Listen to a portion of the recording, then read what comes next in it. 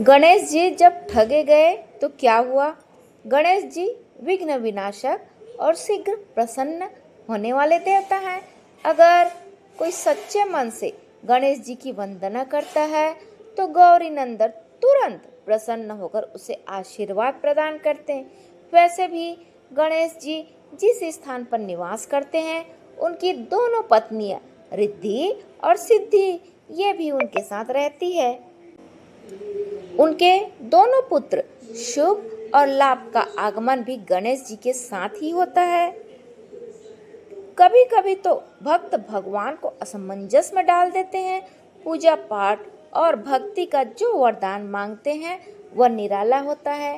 काफी समय पहले की बात है, एक गांव में एक अंधी बुढ़िया रहती थी। वह गणेश जी की परम भक्त थी। आंखों से भले ही दिखाई नहीं देता था, लेकिन वह सुबह शाम गणेश जी की बंदगी में मग्न रहती थी। रोज गणेश जी की प्रतिमा के आगे बैठकर उसकी स्तुति करती, भजन गाती और समाधि में लीन रहती। गणेश जी बुढ़िया की भक्ति से बड़े खुश हुए। उन्होंने सोचा, यह बुढ़िया हमारा स्मरण करती है परंतु बदले में कभी कुछ नहीं मांगती। भक्ति का फल तो उसे मिलना ही चाहिए। ऐसा सोचकर गणेश जी एक दिन बुढ़िया के पास प्रकट हुए और बोले, माई, तुम हमारी सच्ची भक्त हो। जिस श्रद्धा का विश्वास से हमारा स्मरण करती हो हम उससे प्रसन्न हैं और तुम जो वरदान चाहो हमसे मांग सकती हो। बुढ़िया कहती है, प्रभु, मैं तो आपकी भक्ति प्रेम भाव से करती हूँ, मांगने का तो मैंने कभी सोचा ही नहीं।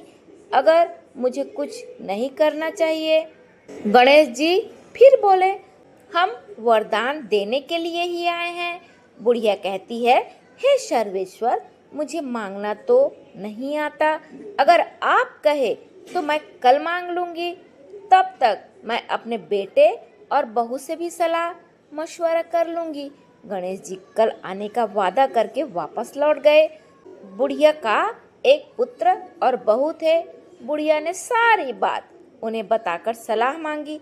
बेटा बोला, माँ, तुम गणेश जी से ढेर सारा पैसा मांग लो, हमारी गरीबी दूर हो जाएगी, सब सुख चैन से रहेंगे। बुढ़िया की बहू बोली, नहीं, आप एक सुंदर पोते का वरदान मांगे, वंश को आगे बढ़ाने वाला भी तो चाहिए। बुढ़िया बेटे और बहू की बातें सुनकर असमंजस में पड़ गई। उसने सोचा, यह दोनों तो अपने अपने मतलब की बातें कर रहे हैं। बुढ़िया ने पड़ोसियों से सलाह लेने का मन बनाया। पड़ोसन भी नेक दिल की थी। उसने बुढ़िया को समझाया कि तुम्हारी सारी जिंदगी दुखों में कटी है, अब जो थोड़ा जीवन बचा है वह तो सुख से व्यतीत हो जाए। धन अथवा पोते का तुम क्या करोगे? अगर तुम्हारे आंखें ही नहीं हैं तो यह सांसारिक वस्तुएं तुम्हारे लिए सब बेकार है। अब तुम अपने लिए 2 आंखें मांग लो। बुढ़िया घर लौट आई। बुढ़िया और भी सोच में पड़ गई। उसने सोचा कि कुछ ऐसा मांग लूं जिससे मेरा बेटा, बहू और मेरा तीनों का भला हो जाए। लेकिन ऐसा क्या हो सकता है? इसे उधेड़ बुन में सारा दिन बीत गया। बुढ़िया कभी कुछ मांगने का मन बनाती तो कभी कुछ मांगने का मन बनाती, लेकिन कुछ भी निर्धारित नहीं कर सकी।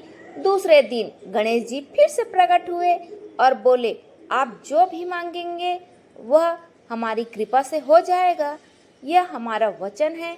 गणेश जी के पावन वचन सुनकर बुढ़िया बोली, हे गणराज, यदि आप मुझसे प्रसन्न हैं तो कृपया कर मुझे इच्छित वरदान दीजिए। मैं अपने पोते को सोने के गिलास में दूध पीते देखना चाहती हूँ।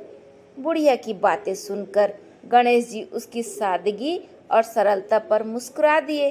बोले, तुमने तो मुझे ठग ही लिया। मैंने तुम्हें एक वरदान मांगने के लिए बोला था, परंतु तुमने तो एक वरदान में ही सब कुछ मांग लिया। तुमने अपने लिए लंबी उम्र और दोनों आंखें मांग ली, बेटे के लिए धन और बहू के लिए पोता भी मांग लिया। पोता होगा ढेर सारा पैसा होगा, तभी तो वह सोने के गिलास में दूध पिएगा।